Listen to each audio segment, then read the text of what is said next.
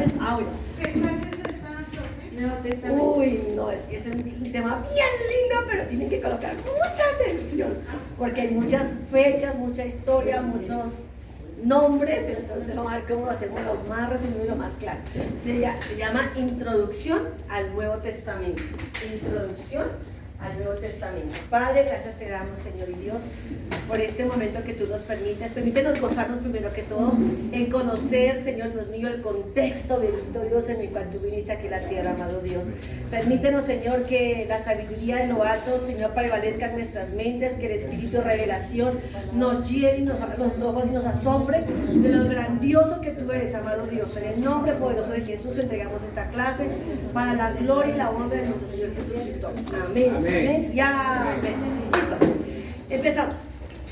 En la introducción al Nuevo Testamento, vamos a ver por qué es tan importante. El propósito de esta clase es tener un claro conocimiento del fundamento histórico. Cuando empezamos a entender o iniciamos entendiendo cómo es el contexto histórico cuando Jesús vino, se nos va a decir, wow, cómo es que Dios maneja, yo digo que como ese ajedrez tan perfecto cada circunstancia y cada situación que le pasó aquí en la tierra. El propósito es claro el conocimiento de los fundamentos históricos. Entonces, siguiente. Antes de que Jesús apareciera o Juan el Bautista, hubo un periodo de silencio de 400 años entre Malaquías y el Nuevo Testamento, que es Mateo. O sea, Dios absolutamente dijo ¿qué? Silencio. Un periodo en el cual Dios no se manifestó a través de profetas, a través de profetas porque esencialmente que Dios hablaba. En ese periodo sí se tuvieron una gran cantidad de acontecimientos históricos. ¿Estamos hablando? ¿De acuerdo? Entonces lo primero que pasamos para introducir al Nuevo Testamento, hay que empezar que Dios quedó calladito, ¿cuánto? 400 años del periodo de silencio. Dentro de los 400 años de periodo de silencio sucedieron los 4 grandes imperios. El imperio babilónico, que este fue más o menos en el 552 al 430-32, que lo está mencionando. El periodo persa,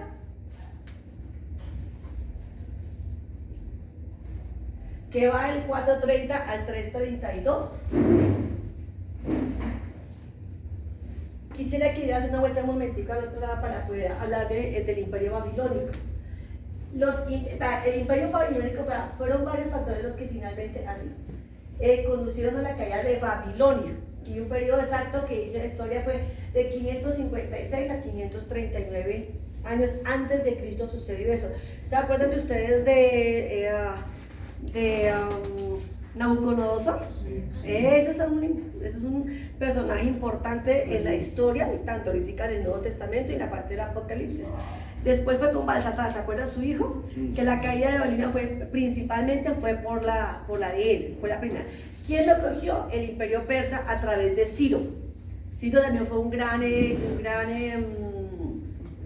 líder, emperador, o sea, un conquistador. Oye, cuando se levanta alguien es que son terribles, ¿no? Son cosas bien y que impactan también de la misma manera. Sigamos un momentico acá, dice acá, Balsasar era un soldado capaz, pero era un político y diplomático pobre. O sea, a él le faltó las relaciones públicas y vayas, ahí cayó. Esto fue una de las caídas. Sigue, baja un momentico. En el año 539 Ciro invadió Babilonia. La reconstrucción histórica de la caída de Babilonia a manos de Persia a través de un señor que se llama Aquemenida. Había sido problemático debido a las inconsistencias entre los diversos documentos que sirven de fundamento, fuente documental. Tanto las crónicas de mesopotámicas como las de Ciro describen que Babilonia fue tomada sin haberse librado batalla alguna, mientras que los historiadores griegos Heródoto y Jenofonte reportaron que la ciudad fue sitiada por las fuerzas de Ciro. El libro de Daniel, y por su parte, relata de que Babilonia fue tomada en una sola noche y que el príncipe Balsasar fue asesinado en ese proceso. Acuérdense que Daniel pasó 3 periodos, ¿no? Estuvo ante 3 reinados ahí. El imperio de Persa fue desde el siglo IV a.C. durante el reinado de Ciro el Grande, del imperio Aquemenida, son nombres tan raros, ¿no? Hasta el siglo XX con la dinastía de Pahlavi. En el año 1939, estos son datos históricos, esto no es que tengan que estudiarlo. Lo que tengo acá es porque les amplío lo que dice del otro lado de la historia. O sea, no se van a preocupar por aprender todo eso, sino es más historia. Lo que sí tienen que aprenderse es que un periodo de ¿cuánto? 400 años. Y en ese 4, entonces ¿cuántos imperios subieron? 4. ¿Cuáles? Persa, los griegos y los romanos. Son 4 imperios. ¿Me volteas, por favor? Aquí, mire, si es que allá el imperio babilónico, él inicia el periodo persa. Dentro del periodo de silencio estudió alguien, fue un filósofo griego, Sócrates, contemporáneo de Esdras y Nehemías. ¿Se acuerdan Esdras y Nehemías, que era la reconstrucción? ¿De qué? Del templo. ¿Y de qué más se reconstruyó? Los muros. Los muros. Fueron los muros y fueron la parte, lo que es de las reglas de la parte religiosa de ellos también, ¿no? Eso fue muy importante. Dentro, cuando cayó Persa, empezó la edad de oro del imperio griego. El imperio griego se caracterizó mucho, fue por su idioma, por su cultura, fue muy ¿qué? ¿Me volteas un momentico, por favor? Bajamos un momentico, es que vamos acá, sigamos.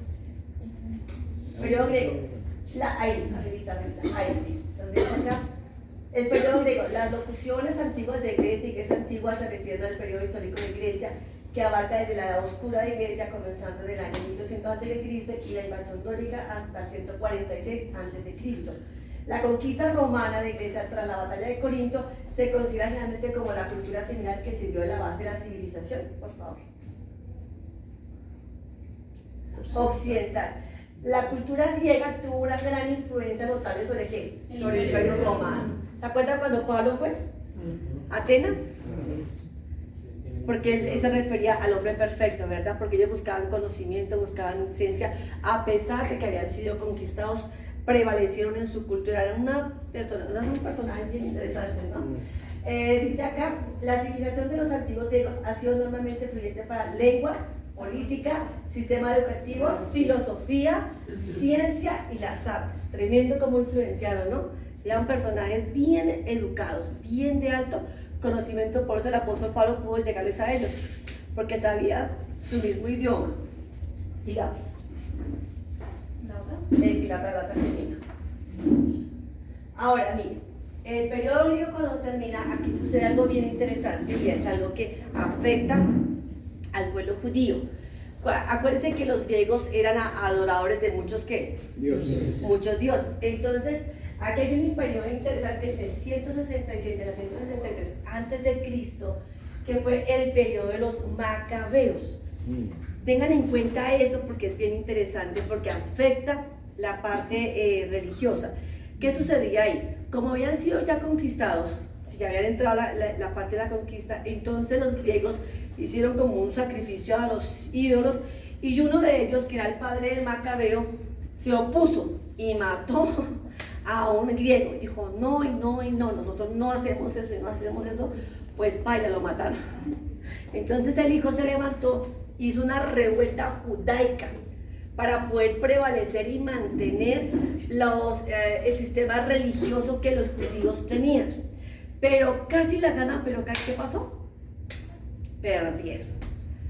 Y quiero más todavía más subyugados a la influencia tanto de Grecia como la parte de Roma. Quiero voltear un momentico acá, bajemos un momentico y vemos la parte de los macabeos. Ya miramos esa. Ahí no fue. Ahí sí, un poquito más abajo, que sí tengo para la parte de los macabeos. Los macabeos. Dice acá, constituyeron un movimiento judío de liberación que luchó y consiguió la independencia. Antioquio de Epifanes, rey de la helénica dinastía seleucida, sucedió por su hijo Antioquio Eupator. Los macabeos fundaron la dinastía de Asmoneo, proclamando la independencia de Judía en la tierra de Israel durante los 164 y 163, pero cuando llegó el Imperio Romano, perdieron la batalla. O sea, este fue un movimiento que intentó que Israel fuera ¿qué? Independiente en su parte religiosa. Acuérdense que Israel siempre mata, es por su parte que, más que por la parte del territorio sí, pero ellos afectan el territorio, pero más por su parte religiosa y espiritual. Ellos se hacen matar por esa parte, ¿de acuerdo? Sí, por favor. Aquí en el año 146 antes de Cristo empieza el periodo greco-romano. O sea, Roma no es que haya gobernado 100%, sino que había como una especie de... Sí tenía más influencia Roma, pero Grecia no fue conquistada como absorbida, como sucedía en los otros imperios anteriores. Entonces una alianza que ¿greco qué? Romano. Greco-romana. Perfecto. Comienza el periodo greco-romano, 146 antes de Cristo. Por favor, sigue. Listo. En el año 63 antes de Cristo, ¿sí? Pompeyo, que era un romano, vino y entró a la tierra de ¿qué? De Palestina. Conquista Palestina. Al conquistar Palestina, ataca directamente ¿a quién? A Israel. El Imperio Romano, que está aquí, netamente Roma como gobernante, como imperio líder, desde el 63 antes de Cristo hasta el 100 después de Cristo, con la muerte de Juan el Bautista. Aquí el Nuevo Testamento, antes de y después de, se considera que se inicia es con el anuncio del nacimiento de Juan el Bautista, porque él es el primer personaje que dice que prepara el camino de ¿quién? El Señor. Del Señor, correcto. Entonces, el Nuevo Testamento empieza ¿con quién? El anuncio del nacimiento de Juan el Bautista, ¿de acuerdo? ¿Sí vamos bien? Sí. Un periodo de silencio, dentro de ese periodo hay 4 imperios: Persa, Babilonia, Persa, griegos y los romanos, ¿de acuerdo? Y hay un personaje que dentro de eso se llama los macabeos, no se nos olvide esa parte de los macabeos, ¿sí? El Nuevo Testamento termina ¿con cuál? Con la muerte de Juan el Bautista. Entonces, una de las condiciones para que un libro sea considerado dentro del Nuevo Testamento debe estar entre la parte de ¿qué? De nacimiento de quién, o el anuncio de Juan el Bautista hasta la muerte de quién, de la muerte de Juan, pero no el Bautista sino el otro, el discípulo de quién, de Jesús, del discípulo amado, el especial, el que fue el único que no murió como mártir. Él intentaron matarlo con un caldero de aceite, pero Dios milagrosamente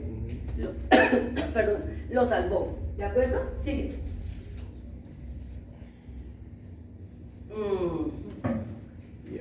Características del Nuevo Testamento. Vamos a las características del Nuevo Testamento. Si voy rápido, me paro. Si voy rápido, ay, Dios. Es que esto es mucha ley, eso es pura historia. La característica del Nuevo Testamento es que, mira, una de las principales dice que son muy conocidas lo siguiente: la ley fue ¿quién? Dada, ¿sí? ¿A través de quién? De Moisés. Fue dada, fue establecida con los 10 mandamientos, pero la gracia y la verdad fueron dadas, otorgadas por medio de nuestro Señor Jesucristo. La ley fue dada para que el pueblo pudiera cumplir los mandamientos. Aquí Jesús vino ¿a qué? A cumplir algo que la humanidad no podía. En Juan 1:17, iremos un momentico, Juan 1:17.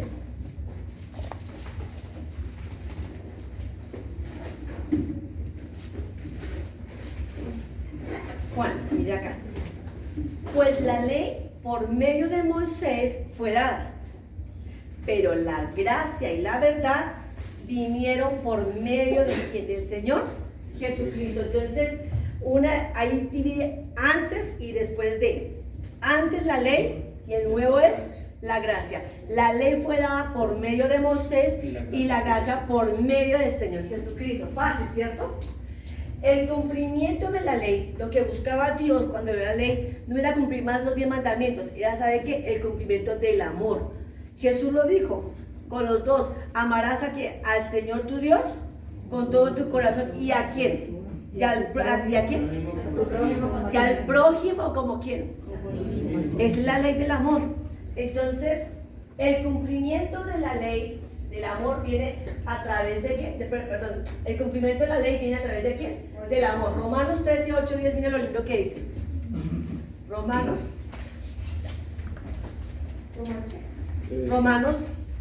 13. Romanos 13,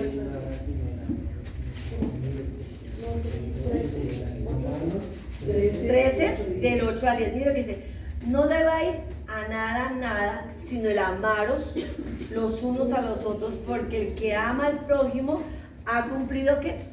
La ley. Porque no adulterarás, no matarás, no hurtarás, no dirás falso testimonio, no codiciarás y cualquier otro mandamiento. En esta sentencia se resumen: amarás a tu prójimo como a ti mismo. Qué cosa tan difícil. ¿Por qué odio? ¿Por qué mato? ¿Por qué hay venganza? ¿Por qué hay robos? Porque no hay amor. No amo a mi prójimo. No me importa lo que le pase a mi prójimo con tal de que yo pueda ¿qué? Satisfacer mis necesidades. Fácil, vamos bien, ¿cierto? Esto no es complicado, estamos bien aprendiendo facilito. La era de la salvación en Hebreos 10, 17. En Hebreos 10, 17 al 19, en el Antiguo Testamento no había seguridad de la salvación. Acuérdense que el Antiguo Testamento era a punta de sacrificios. Y cuando no lo hacían, bailas, como yo digo así, ¿verdad? Y no había seguridad si se salvaban o no. O sea, uno podía, ahí sí yo digo que cuando uno empieza la vida cristiana y como no conoce la verdad, un día yo me siento salva y otro día yo me siento como que no, ¿verdad? Un día como que estoy en la gloria y al otro día yo me mando solita. ¿No? Jesús no tiene que mandarme, sino que yo solita me voy, porque a veces me comporto muy mal. Eso es lo que le pasaba a la parte del Antiguo Testamento. Ellos tenían que hacer siempre sacrificios para poder cubrir el pecado y ser agradables delante de ¿quién? De Dios. Pero en el Nuevo Testamento, gracias al Señor, que yo puedo tener seguridad, porque no depende de lo que yo haga o deje de qué, de hacer. O sea, que yo haga para que yo sea salva, eso es una gran mentira en el Nuevo Testamento, porque hay mucha gente que aún sigue en el Antiguo Testamento. Por eso no es lógico, miren, es que no es lógico ni normal que hay religiones, por no nombrarlas, le dicen, está prohibido, se me ocurre que el tinto. Usar pantalones. O usar pantalones. Porque eso en la ley está prohibido, ¿de acuerdo? Porque eso le corresponde a quién? A los hombres, supongo yo allá, ¿verdad? Entonces, si fuera por pantalones, ¿qué pasaría conmigo? No sería salvo. ¿No sería qué? Salvo. Exacto. Pero a mí la gracia me dice que la salvación yo no la obtengo por ninguna clase de obra que yo haga para hacer ¿qué? Y que Dios me dé la misericordia de extenderme el cetro para que yo pueda entrar en ¿qué? En su reino. Entonces, gracias al Señor, que cuando yo cometo un error, yo digo, aún soy ¿qué? Salvo. Y eso nadie No quita. Exacto, nadie me lo quita. Por eso es tan importante el Nuevo Testamento, conocer esa verdad. No importa, la Biblia dice, si no quitaríamos del Antiguo Testamento, dice, si el justo cayere 7 veces, 7 veces ¿qué? Se levanta. Por lo general, cuando uno cae es ¿por qué? ¿Por el qué? Por el pecado. Cae porque se descuidó. Yo he escuchado mucho que dicen, no, es que el diablo me tentó, no, es que mejor me descuidé y cayó y cometió un ¿qué? Pecado. Pero mire, cuando tú analizas y analizas la palabra del Señor, dice, si el justo, ¿el qué? El justo. Cayere 7 veces, 7 veces lo veo. porque Dios siempre lo ve como ¿qué? Justo. Esa condición no cambia. ¿Qué es lo que hace el enemigo en enseñarnos? Que si yo cometo un pecado, que si ya, mejor dicho, que si ya no tengo perdón, y tú te sientes como que, ¿cómo te sientes? Como miserable, como que no puedo, como que no soy digno de venir a la iglesia. Pero la Biblia dice, en el Nuevo Testamento, ¿qué me dice la Biblia a mí? Hijito, venga y arrepiéntase, reconcíliese con su Padre Celestial y ya. Si yo confieso Él es fiel y justo para poder. Exacto, Él es fiel y qué. Miren lo poderosa que es la salvación en el Nuevo Testamento. Es tan poderosa, miren, quisiera que captáramos algo acá. En el Antiguo Testamento, una sola persona se podía acercar a Dios. Sacerdote. El sacerdote. Exactamente, nadie más. Pero el resto del pueblo, ¿qué es lo que hacía? Bien lejos. Señor, háblele para que se muera uno y nosotros no nos muramos, ¿se acuerdan? Que hablamos así, no. Moisés, ven tú, hijito, ven tú. Y al menos que si se muere uno, no se mueren 2 millones, ¿verdad? Eso es lo que hacía la ley. Cuando venía Dios, en Éxodo, miráramos Éxodo, cuando decía que Dios venía al tabernáculo, donde Moisés había hecho el tabernáculo, la tienda de Dios o la casa de Dios, no era como nosotros que venimos todos relajados y todos tranquilitos. Decía que Él descendía, oiga, la naturaleza reaccionaba con truenos, relámpagos, mejor dicho, con todo. Parece que el mundo se hubiera que acabar. En esa condición que era que sea el pueblo.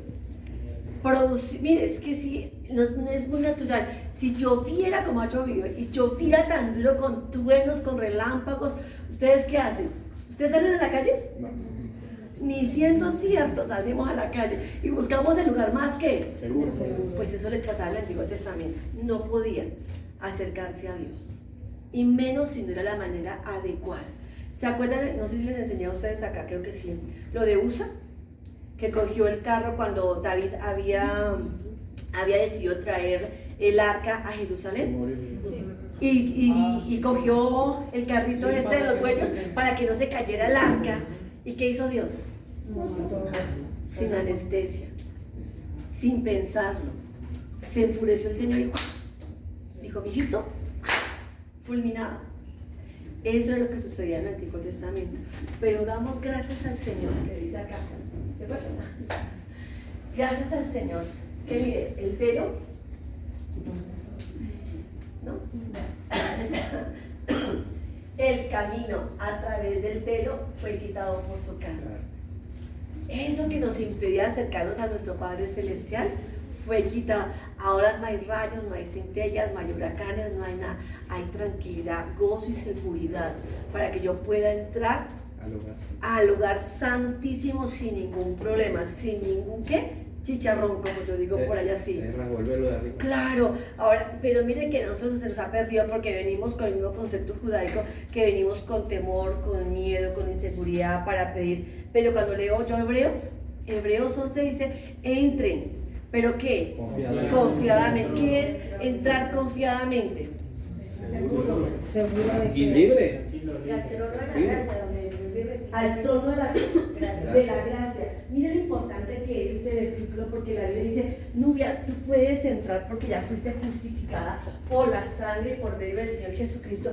Entre y venga, hable conmigo, con papá, con tranquilidad, o sea, no con miedo. A veces entramos, papá, entramos como que, ¿será que yo le pido?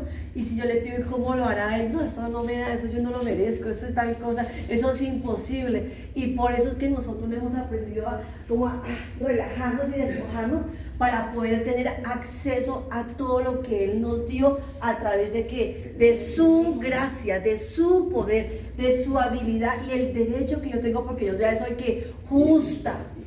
Si yo me viera como justa y yo entendiera lo que es la justicia de Dios en mi vida, estoy segura que nuestra vida sería muy diferente, porque odiaríamos pecar fácilmente, porque ya entiendo mi identidad y mi posición que Dios me dio a mí. En el Antiguo Testamento no se la dio, no la tuvieron, pero sin embargo nosotros quisiéramos vivir en el Antiguo y no en el Nuevo. En el Nuevo Testamento decimos, no hagas, no medites, no tal cosa. Todo es prohibición. Cuando la Biblia dice, Cristo te llamó ¿a qué? A libertad. A libertad. Nos llamó a disfrutar la vida cristiana en autoridad, en poder, que es lo que no entendemos que hizo la parte del Nuevo Testamento. Sigamos acá. ¡Ay, tan pelo! Me encanta esa parte, me encanta. Les voy a decir algo acá. La Biblia dice que en el Antiguo Testamento, y esto es algo, cójanlo y agárrenlo de esta parte porque es bien poderosa y bien interesante. Nosotros nos han enseñado en el Antiguo Testamento a pensar como ¿quién? Como un Josué, a mirar las grandes maravillas que hizo un Moisés, la fe que tuvo un Daniel, la seguridad y el gozo que tuvo ¿quién? ¿Quién más lo hizo usted? Josué. Un Josué, un David, ¿quién más?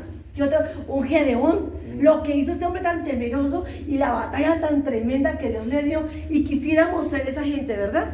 Y quisiéramos que sea así, pero ¿saben una cosa? Cuando leo, y quisiera que fuéramos todos a Hebreos capítulo 11, vamos a mirar Hebreos 11. Esto es algo que, mejor dicho, les voy a enseñar acá. Hebreos 11, antes de leer el 12.2 que tengo acá, nos enseña algo. Miren. Leamos el 11. Todos los seres, la mayoría de los hombres de la fe, ¿de acuerdo? Que ustedes conocen. Yo conozco, ¿a quién? Abraham. ¿Quién más? David. ¿Quién más? Dígame más personajes. Sara. ¿Sí? ¿Quién más? Yo cuando leo de los personajes del Antiguo Testamento, un Josafat que apunta a la alabanza, vino a la presencia del Señor y se mataron esos malos, y así tenemos que hacer también acá nosotros. Digo yo, ay Señor, yo tuviera esa fe. Uno dice, Señor, si yo tuviera esa fe con tal y tal hombre, pero se nos olvidó algo. Miren lo que dice acá, el 37, vamos todos a leer el versículo 37, ¿estamos todos ahí? Amén. Dice acá, estos hombres, todo lo que dice del 1 al 36, ¿sí?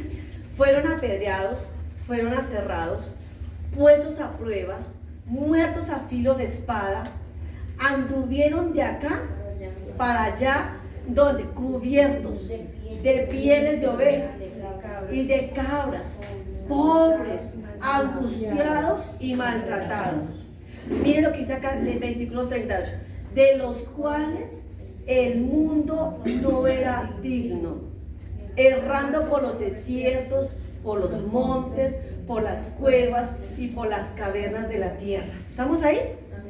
Tremendo, lucharon, fueron dignos. Y decía que este mundo no merecía tenerlos acá, no eran dignos de que ellos estuvieran, de lo tremendo como Dios se movía a través de ellos, ¿de acuerdo? Pero miren lo que me dice acá. Y todos estos, o sea, estos, todos desde el 1 al 36, incluye, y todos estos. Ahí nombra a Jefté, a Rahab, a Josué, a Caleb, a todos los nombra ahí. Pero miren lo que dice acá. Y todos estos, aunque alcanzaron buen testimonio mediante la fe, no recibieron lo prometido. No lo recibieron. No lo recibieron. Y nosotros queremos vivir en el Antiguo Testamento en lugar de vivir en la gracia, vivir en el Nuevo Testamento, lo que Dios dice. Pero mírenlo, esto, para hablar del Espíritu Santo, dice acá, miren, el Espíritu Santo en el Antiguo Testamento, cuando alguien era poderoso en palabras, poderoso en el poder de que Dios les daba su habilidad, como un Sansón, ¿de acuerdo? Dice la Biblia que en el Antiguo Testamento el Espíritu de Dios venía. Piensen en esto, cuando su cabeza diga sobre, ¿sí es? Sobre, ¿sí? Cuando en el Nuevo Testamento, antes de que Jesús muriera, ¿qué fue lo que pasó? Dice que el Espíritu, ¿se acuerdan cuando fue bautizado por el Juan? Y dice que el Padre, fue tanta la emoción que tuvo, que dijo que abrió los cielos, y dice que todo el mundo escuchó una voz del cielo que decía, este es en quien yo. Y dice que de repente vino en forma, porque él es, ¿quién vino? Espíritu Santo. ¿Pero cómo? No, otra vez, dígalo. Mire, dígalo. ¿Sí es? Porque estaba todavía bajo el ¿qué? El antiguo pacto. Estaba bajo el antiguo pacto. Pero cuando vemos el Nuevo Testamento, cuando Jesús murió y Él dijo, yo me voy a ir y voy a hablar con mi Padre que es bueno y voy a decirle que mande sobre ustedes ¿a quién? Consolador. ¡Ah, Señor! Aleluya. Ahora miremos acá, gloria al Señor. Miremos el 12:1 acá. Por tanto, ¿sí? Y todos no hayan recibido lo prometido. Ahora miren lo que Dios te promete a ti y me promete a mí, acá. Proveyendo Dios, mire, ¿Qué es mejor que tener el Espíritu sobre? ¿Quiere ser algo mejor que eso? ¡Ay! Me la ganaron. ¿Sí es? Acá, está acá. Proveyendo Dios alguna cosa mejor. ¿Para quién? Para nosotros, para Nubia, para que no fuesen ellos perfeccionados aparte de nosotros. O sea, yo ya no tengo que hacer 50,000 cosas para que el Espíritu de Dios permanezca en mí. Porque cuando hacían algo malo, en Sansón, ¿se acuerda? Que Sansón, por hacer lo malo, ¿qué fue lo que pasó? ¿Qué pasó? Se perdió, se fue el Espíritu de Dios. Por eso David en el Salmo 51, que eso es algo, dice: no me quites de mí su santo, porque el Espíritu de Dios se va. En el Antiguo Testamento se fue, se iba. Y no, si él quería volver, y si no, pues ¿quién lo obligaba? Nadie. Pero aquí dice algo interesante, dice acá, miren: por tanto, por lo que estamos diciendo, por lo que hemos recibido acá, por tanto, todos nosotros también, teniendo en derredor, ¿quiénes son los testigos? Nuestro tan grande nube de testigos. ¿A quién se refiere como nube de testigos? A los héroes que están acá. Ellos, cuando vayamos al cielo, nos van a preguntar algo bien. En lugar de otros preguntar, y Moisés, y cómo fue a abrir el mar rojo, y tal, y Joel, y cómo es el derramamiento, y Daniel, cómo fue que hiciste para dormir con esos leones.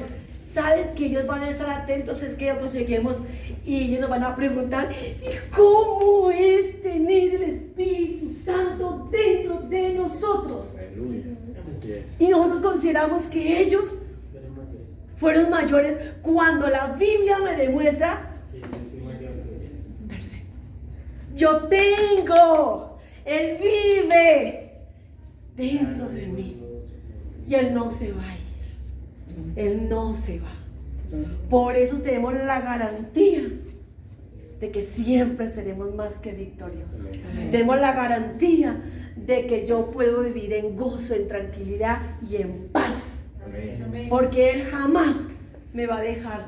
Y en un versículo de Isaías me dice acá: cuando el enemigo viene con piedras sonando como ruidosas así, dice que el Espíritu del Señor levanta bandera a favor mío. Cuando mi enemigo viene como un río, exactamente es así, el Espíritu del Señor levanta bandera a pelear por mí, a pelear por mí. Y yo es que viviendo en el Antiguo Testamento y viviendo como si no fuera poderosa. ¿Cuán poderosa soy? ¿Sí sabían? De lo tremendo quien vive, ¿dónde? En mí. Por eso dice el 12:2. Ahora sí voy al 12:2.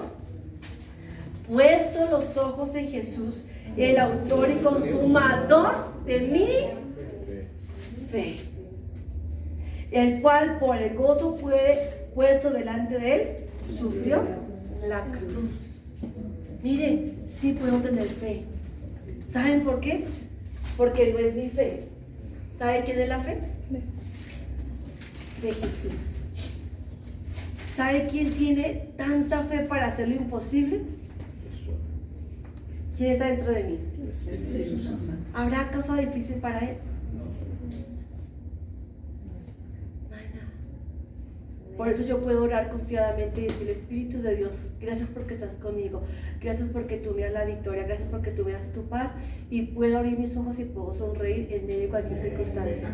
Señor, aunque esté difícil, ha sido difícil, sé, Señor, que tú ganarás la batalla por mi Dios. Sé que yo no voy a perder, y yo sé, Señor, que tú me llevarás seguro a la orilla, Dios. Sé que no me dejarás hundir, Señor. Sé que obtendré lo que te pedí, porque yo pido confiadamente, porque es con tu fe.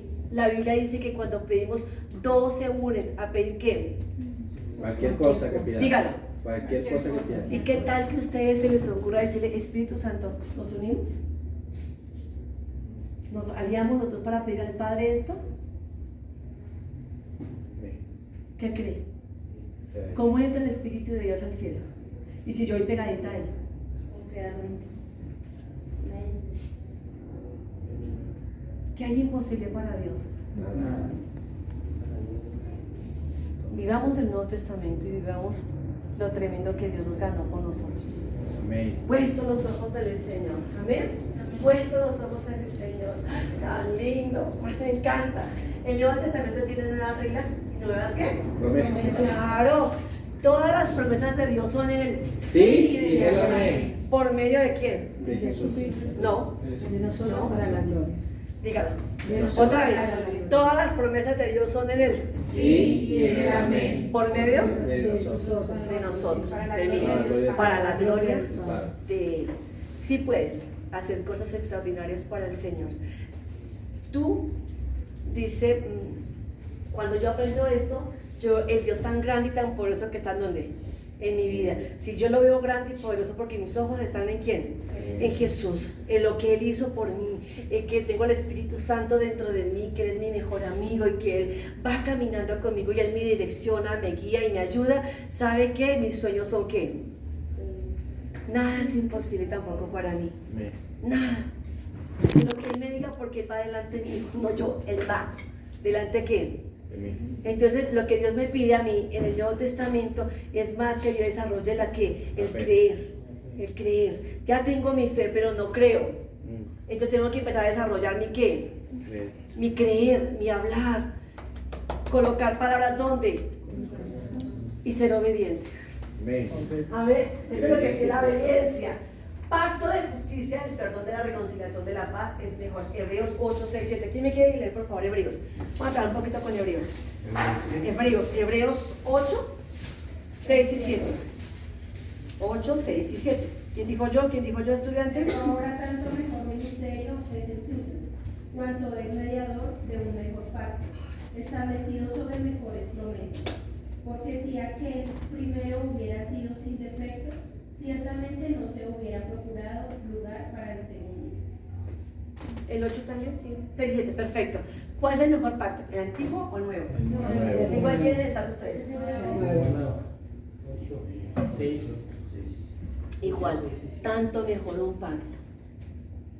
Cuando yo vivo en el pacto, vivo en victoria. Cuando vivo en el pacto, vivo de descansar. Yo no digo que no lloren. Sí podemos llorar, pero las lágrimas no significa que estemos derrotados, que hemos perdido una batalla. El pacto dice, aunque yo llore con el Señor, puesto los ojos en Jesús, el autor y consumador de la fe.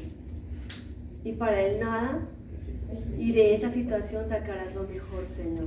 Amén. Y yo me alineo para que trabajes conmigo, Dios. Porque el poder de Dios tiene que salir y fluir dentro de mi vida hacia las demás personas, porque yo tengo algo que el mundo no tiene. Su presencia, su poder, su sabiduría, su destreza. Tenemos ángeles que están trabajando y quieren trabajar, pero los tenemos desocupados. Necesitamos ponerlos ¿a qué? A trabajar. Hay que vivir en esa dimensión. ¿Hay que vivir qué? En esa dimensión. Tiene autoridad sobre el antiguo pacto. Hebreos 10.1, por favor. Dice antiguo pacto. Hebreos 10.1. Porque la ley, ¿Sí? porque la ley teniendo, ¿Sí? perdón, porque la ley teniendo sombra de los bienes venideros, no la imagen misma de las cosas nunca puede. Por los mismos sacrificios que se ofrecen continuamente cada año, a ser perfectos a los que se acercan. A los que la ley jamás hará perfecto a quienes. Gracias a Dios soy perfecta. Y por eso yo me acerco confiadamente al trono de la gracia. Si nosotros entendiéramos el poder que hay en nuestras vidas, no perderíamos tiempo diciéndole, Señor, nadie me quiere, todos me odian, yo soy como un gusanito. ¿Sí ves? Yo siempre escucho, dice, es que estoy deprimido, es que estoy tal cosa, ¿entienden? ¿Por qué el pueblo cristiano vive en tanto y por qué hay gente cristiana que se quita la vida? Cuando tenemos el poder, el gozo, la alegría. Yo no veo un Espíritu Santo pobre, yo no veo un Espíritu Santo que no pueda hacer lo imposible, yo no veo un Espíritu Santo que me deje y me abandone, pero Él no va a hacer nada a menos de que yo no lo agarre y no lo suelte. Digo, papito, de aquí no te donde tú vas, como dijo Ruth, ¿te acuerdas lo que dijo Ruth? Donde tú fueres, donde tú vivieres, tu Dios, será mi Dios. donde tú murieres, yo moriré. ¿Me entiendes? Y doy gracias al Señor que hoy Jesús tiene las llaves de la muerte. Amén. Y la muerte no se puede enseñorear sobre mi vida, porque Jesús la ganó. Y en esa dimensión tenemos que vivir todos. No hay nada imposible para aquel que cree, le cree al Señor. Amén. ¿Listo? Seguimos. Acá. Miremos, saltémonos acá, ahora vamos para el mundo político. Ya vimos la introducción, que son los 4 imperios. Estamos viendo las características del Nuevo Testamento. Vimos lo mejor que es el mejor del pacto. Es mejor el segundo que el primero, ¿de acuerdo? ¿Listo? Vamos al mundo político en tiempos del Nuevo Testamento. Aquí hay. Octavio Augusto es un personaje muy importante. Dice que fue 27 años antes de Cristo a 14 después de Cristo. Él es el primer emperador romano, autoridad que era, empezó la parte de que los emperadores eran los mismos que dioses. Era una autoridad divinizada, reverenciada, dividió el imperio, en colonias y provincias. Hizo un censo poblacional, estableció propiedades, estableció impuestos, construyó carreteras, ciudades, policías, bomberos en las mismas ciudades. ¿De acuerdo? Fue un personaje que hizo crecer, prosperar su imperio. El idioma oficial del Imperio Romano es griego, ¿sí ves? Los judíos no conservaron sus costumbres ni su idioma. Por eso el Nuevo Testamento se escribe en ¿qué? ¿También aparte en dónde? En griego. Dice que hay influencia. ¿Se acuerdan cuando se hablaba en la época de los griegos? Su educación, su cultura, sus artes fueron bien influyentes. ¿Vamos bien? O sea, Octavio fue un personaje que, para que se acuerden, que levantó, construyó, le dio florecer a sus ciudades. ¿El idioma oficial es el qué? El griego, que vamos aprendiendo así. Condiciones del mundo en que vino Jesús. Fácil, vamos entendiendo, ¿cierto? Está fácil, ¿no está complicado o hay una pregunta? Entonces, las condiciones del mundo en que vino Jesús. Vino un sistema corrupto, una dinastía herodiana, malvada, o sea, era una cosa terrible, o sea, una cosa mala. En Mateo 2:13 habla acerca de la matanza de los niños. ¿Quién querría matar a un niño? Herodes. Exacto, Herodes. Entonces ya entiende lo malo que era. Sucesor, Arquelao, gobernó 9 años, era un hombre malo. Filipo el tetrarca, en Mateo 16:13, Marcos 8:27 y Lucas 3:1. Le damos Mateo 16, le damos uno de los tres. Mateo 16:13. Mateo.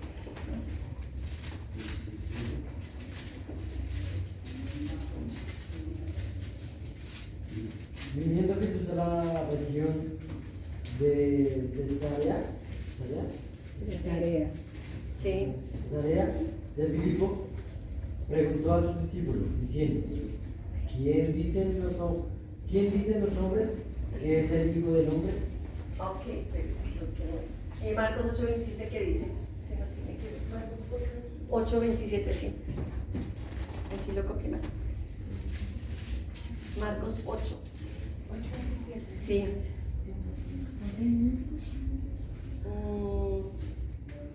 Aquí. Sí, Marcos 8:27. ¿Qué dice? Salieron Jesús y sus discípulos por las aldeas de Cesarea de Filipo, y en el camino preguntó a sus discípulos diciéndoles, ¿quién dicen los hombres que soy? ¿Yo? Ya.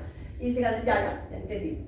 La parte, en la época, como estamos hablando acerca del contexto cuando apareció Jesús, se dice, él vino en un gobierno que era malo, que era malvado, ¿era qué? Corrupto. Entonces, aquí se compara con lo que dice quién era Jesús. Por eso habla de Marcos 16:13 y Marcos 8:27, empezó a preguntarle, ya sabemos que los hermanos eran ¿qué? Malos, pero ¿qué hablaban de quién? De Jesús, ¿de acuerdo? Mira acá, dice acá, ¿quién soy yo? Y ellos respondieron, unos Juan el Bautista, otros Elías y otros, algunos de los ¿qué? De los profetas.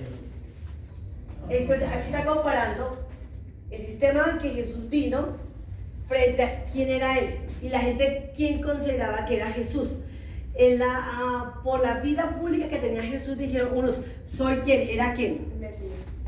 Aquí dice, unos que era quién? Juan qué? Porque ya le habían matado. Entonces dijo, se levantó la misma unción que tenía quién? Juan el Bautista, ¿de acuerdo? Otros que decían quién? Elías, o sea, acuérdense que Elías era una persona que lograba convertir por la unción que tenía una nación completa. Entonces decía, es que Jesús atrae a multitud de gente. Entonces ellos sabían cómo era que Elías fue, que convirtió a una nación con un acto de sacrificio. ¿Te acuerdas cuando se pusieron a pelear los dos? Los Baales y Jehová. Dijo, mire, si Baal es Dios, sírvale, pero si Jehová es Dios, pues hijito, aparte de sus malos caminos. Entonces como Jesús tenía tan buena fama, tan buenos milagros que hacía, ellos dijeron, Jesús es la misma unción que tenía ¿quién? Elías. O Juan el Bautista, porque Juan también con su unción, aunque no hizo un milagro, Juan no se detecta que haya hecho un milagro, ¿sí sabían? Ni uno. Él no hizo cero, no hizo ni un milagro. En lo que Dios le testificó, ni uno. Y tenía una unción de convertir toda una nación. ¿Listo? Se ganó el favor de la gente, Agripa, Herodes, Antipas. La moneda de todas partes, como tenía tanta intervención, era muy comerciante, entonces la moneda tenía casas de cambio. Mira dónde salieron aquí las casas de cambio. Desde esa época ya hacían préstamos a altos intereses, ellos sí conocían el negocio. El denario era un jornal, la libra, la mina, el talento y el dracma. Se movían esas monedas. ¿Listo? ¿Vamos bien ahí? Dice acá, cuando dice que Jesús se ganó el favor de la gente, estaba frente a Agripa, Herodes y Antipas. Jesús los consideró como zorras.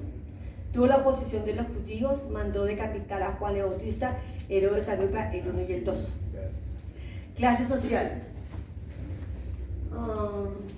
En clases sociales acá había gente muy rica, ilustres, militares y nobles. Los judíos, a excepción de pocos, eran de clase baja, sociedad muy cultural, asirios, persas y persas. O sea, ¿se acuerdan cuando vino el derramamiento del Espíritu Santo en el libro de Hechos y decía que Pablo en su primer discurso cuando era el Pentecostés, los discípulos hablaban en diferentes lenguas, en los idiomas? Ahí se ve lo que era la diversidad de gente que había en Roma, que había, ya leemos acá un momentico, miren toda la cantidad de gente que había. Hechos. Sí. Dice acá. Y dice que eran llenos acá. Por aquí está Hechos. Señor. Donde dice acá elecciones, dice de repente había, entonces estaban atónitos y maravillados como les oímos. Acá, el 2:9. Partos, medos, elamitas y los que habitábamos en Mesopotamia, en Judea, en Capadocia, en Ponto y en Asiria, en Frigia, en Palpina y en Egipto y en las regiones de África, más allá de Cirene y romanos aquí residentes, tanto no judíos como prosélitos, cretenses, árabes, les oímos hablar en nuestras propias. ¿Qué versículo es? 2:9, 2:9, 10, 11. O sea, la diversidad de cultura. ¿Qué es lo que sucedía? El pueblo judío, a excepción de Hechos, ¿no? Hechos 2:9, 10 y 11. En la parte de la cultura judaica, ¿quiénes vivían bien de los judíos? Solamente considero que dos: los sacerdotes, los que pertenecían al Sanedrín, los maestros y todo eso, y los publicanos. recogían pues ¿Recogían qué? impuestos. Los impuestos. Era gente que era protegida por los romanos, porque eran intermediarios entre los romanos y los judíos. Los publicanos que llegaban a ser ahí en ese momento. Los publicanos eran los publicanos, pero porque si no, Recaudador. un recaudador de impuestos como era Mateo. Lo que sucedía es que los publicanos eran gente que se aliaba con el pueblo romano para cobrarle al pueblo ¿qué? Judío. ¿Por qué lo hacían? Porque los judíos, o sea, el que era recaudador, sabía lo que tenían cada uno. Entonces podían ser ¿qué? Ya sabían cuánto les podía cobrar. Exactamente, no les rebajaba nada. Y como podían ganar, porque decían que eran protegidos por los romanos, ellos tenían que vivir en casas ¿qué? Bueno. ¿Ya? Buenas casas. Buenas casas. Pero el resto del pueblo vivía fregados. Fregados, ahí estamos. ¿Ya? Listo, dejamos 10 minutos de descanso. Minutos.